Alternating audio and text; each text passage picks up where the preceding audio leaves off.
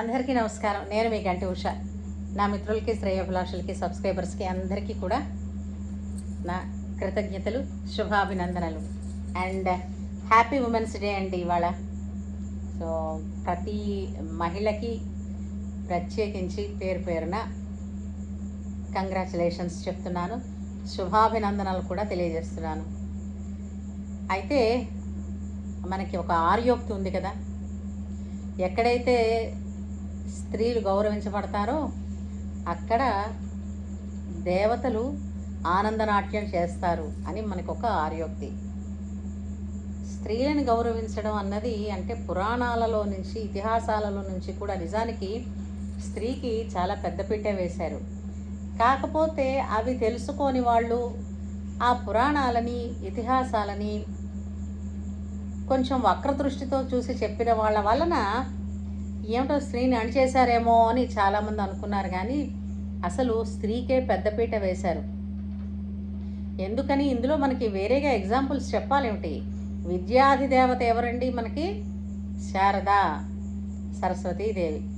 మనకి ధనానికి ఎవరండి మూలం? లక్ష్మీదేవి.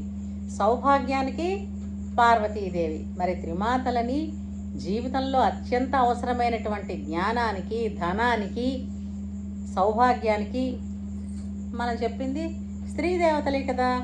అలాగే నా మాత పరదేవత అంటారు. గాయత్రిని మించిన మంత్రం లేదు, తల్లిని మించిన దైవం లేదు అంటారు. మరి ఆ గాయత్రి ఎవరు? వేదమాత గాయత్రి, మరి స్త్రీయే కదా. అలాగే మనకి మండన మిశ్రుడు కర్మ సిద్ధాంతాన్ని పట్టుకుని వేలపడుతుంటే ఆదిశంకరాచార్యుల వారు అతన్ని కలిసినప్పుడు, వాళ్ళిద్దరికీ సంభాషణ జరిగినప్పుడు, వాగ్యుద్ధమే జరిగినప్పుడు అతని భార్య అయినటువంటి ఉభయభారతి కూడా ఆదిశంకరాచార్యుల వారితోటి ఆ ఆర్గ్యుమెంట్స్ చేయడంలో సమాన స్థాయిలో కూర్చున్నారు.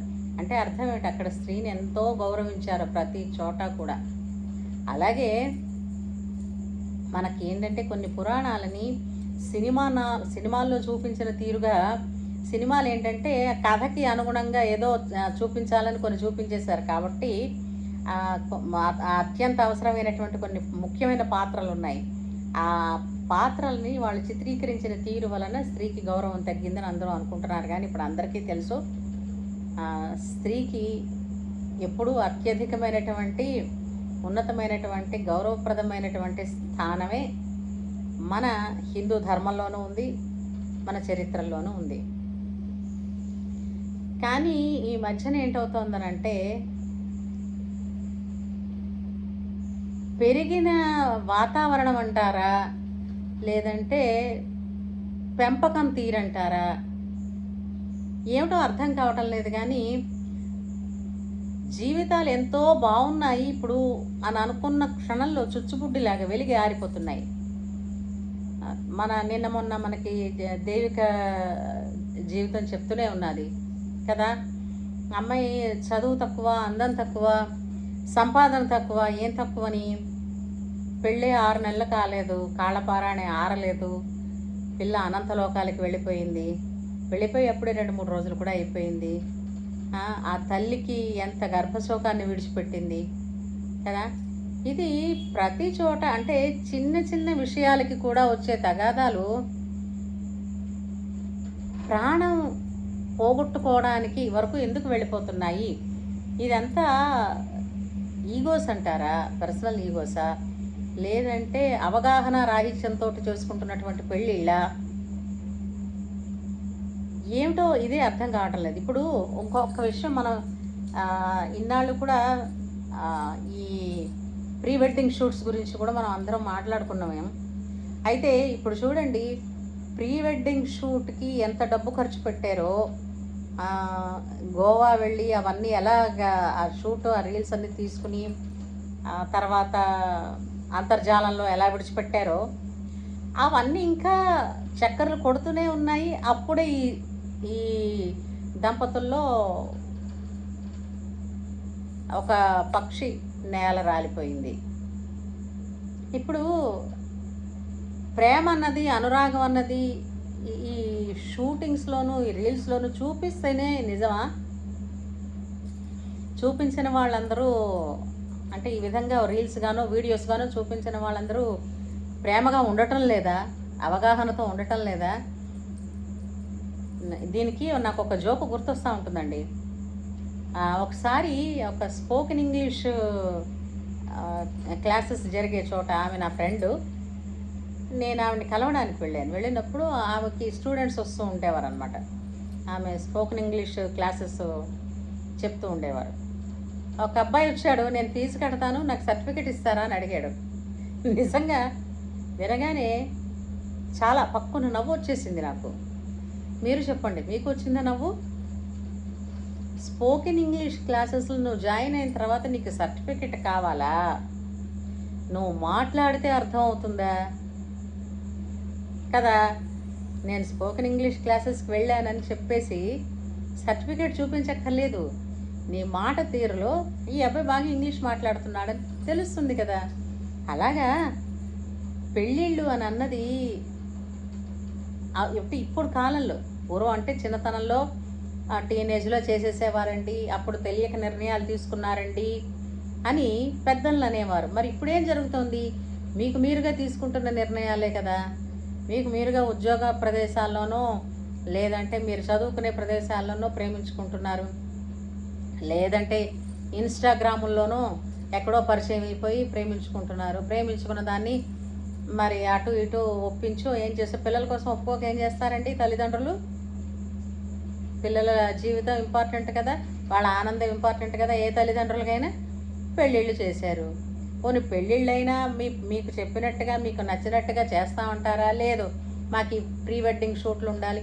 ప్రతిదీ మీ ఇష్ట ప్రకారమే, మీ ఆనందం కోసమే చేస్తున్నారు. మరి చేసినందుకు ఈ ఈ ఈ పెట్టిన ఖర్చు ఇదంతా ఇన్వెస్ట్మెంట్ కింద అనుకోవాలి కదా, అవునా కదా? ఇవన్నీ బూడిదలో పోసిన పన్నీర్ అయిపోవటం లేదు. ఎంతో విలువైన జీవితమే పోయింది. అది ఏం జరిగిందన్నది తర్వాత ఇప్పుడు కేసు ఆ మిస్టరీని విడగొట్టచ్చు, అది హత్యే అనొచ్చు, ఏదవనండి. ఆ అమ్మాయి తల్లికి ఆ లోటు ఎవరూ తీర్చలేరు కదా. మనలాంటి వాళ్ళందరం కొద్ది రోజులు ఆ కేసు గురించి చూస్తాం, వింటాం, కాస్త నిట్టూరుస్తాం, ఇన్ని చేస్తాం, మళ్ళీ మన పనుల్లో మనం పడతాం. ఈ లోపల అది ఉంటుండగా మరో కొత్త కేసు వచ్చేస్తుంది, మళ్ళీ దాని గురించిన విషయాలు వైరల్ అవుతుంటాయి, అవి వింటూ ఉంటాం. కానీ ఆ వెళ్ళిపోయిన అమ్మాయి జీవితం ఏంటి? అంత అర్ధాంతరంగా రాలిపోవలసిన అవసరం ఉందా? అమ్మాయిలు పెళ్ళిళ్ళు చేసుకునేటప్పుడు కొన్ని మీ ఇష్ట ప్రకారమే చేసుకుంటున్నారు అనుకుందాం. ఈ వెడ్డింగ్ షూట్లని అవని ఇవని చెప్పి అంతంత భారీగా ఎందుకు ఈ ఈ అనవసరమైనటువంటి తంతులన్నిటికీ వెళ్ళిపోవడం? హాయిగా ఇప్పుడు మిగిలిన వాటన్నిటికన్నా వేద మంత్రాలు అని ఎందుకు చెప్పారండి? మంత్రోచ్చారణ ద్వారా జరిగేటటువంటి పెళ్ళి ఏదైతే ఉందో దానిలో బలం ఉందంటారు. అంటే మీరు చెప్పచ్చు, అడగచ్చు రాదర్, ఏమి మంత్రపూరితంగా పెళ్లి చేసుకుంటున్న వాళ్ళు విడిపోవటం లేదా? విడిపోవడం అన్నది ఇప్పుడు ఈ మధ్య కాలంలో మరీ మరీ మరీ ఎక్కువైపోయిందండి. ఒకప్పుడు కాలంలో ఏంటంటే ఇంత ఆప్షన్స్ లేవు. అఫ్కోర్స్ మొగుడు అంటే అప్పట్లో ఇలా లేరా అని కాదు, అప్పుడు ఉన్నారు. భర్తని హింసించే భార్యలు ఉన్నారు, భార్యల్ని హింసించే భర్తలు ఉన్నారు.